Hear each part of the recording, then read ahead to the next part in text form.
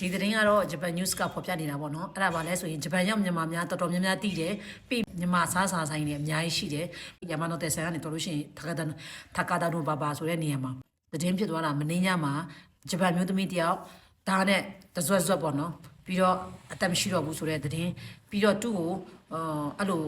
ကျူးလွန်တဲ့လူပေါ့နော်ဒါထိုးမှုကိုပြုတ်လုသွားတဲ့တရေခံကထွက်ပြေးနေတယ်အဲ့ဒါလဲယောက်ျားလေးပေါ့နော်သူ့ကိုထိုးတဲ့လူကဒါပေမဲ့ဘယ်သူပဲဝါပါညာဖန်စီရမချင်းလုံးဝမရှိသေးပါဘူးအခုချိန်မှာရေးတဲ့အကုန်လုံးလိုက်လံစာဖွေနေပြီးတော့မှထွက်ပြေးသွားတယ်ဆိုတာပဲပြောပါတယ်မြန်မာလူမျိုးလို့ပြောတာမဟုတ်ဘူးနော်ကျမတို့မြန်မာလူမျိုးတွေတော်တော်များများအဲ့မှာသိကြတယ်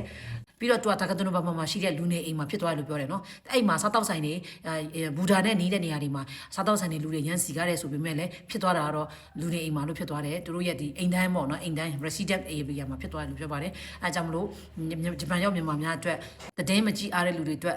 ဘူဒုတာပေါ့နော်အားဖြင့်ကျမဒီတင်းလေးကိုဝင်မြခြင်းဖြစ်ပါတယ်ထပ်ပြီးတော့မှဂျပန်နဲ့ပတ်သက်ပြီးမှရောဂျပန်နိုင်ငံဆိုရနဲ့ပတ်သက်ပြီးမှရောနိုင်ငံတကာတည်င်းနဲ့ပတ်သက်ပြီးရောစိတ်ဝင်စားတဲ့သူများကျမရဲ့အခင်းနာအကောင့်ကိုအပေါင်းမနေရသေးရင်အပေါင်းလေးနေပြီးတော့မှသူများလည်းမြင်စေချင်နေဆိုရင် share ပေးကြပါအားလုံးပဲဆင်ပြေကြပါစေ bye bye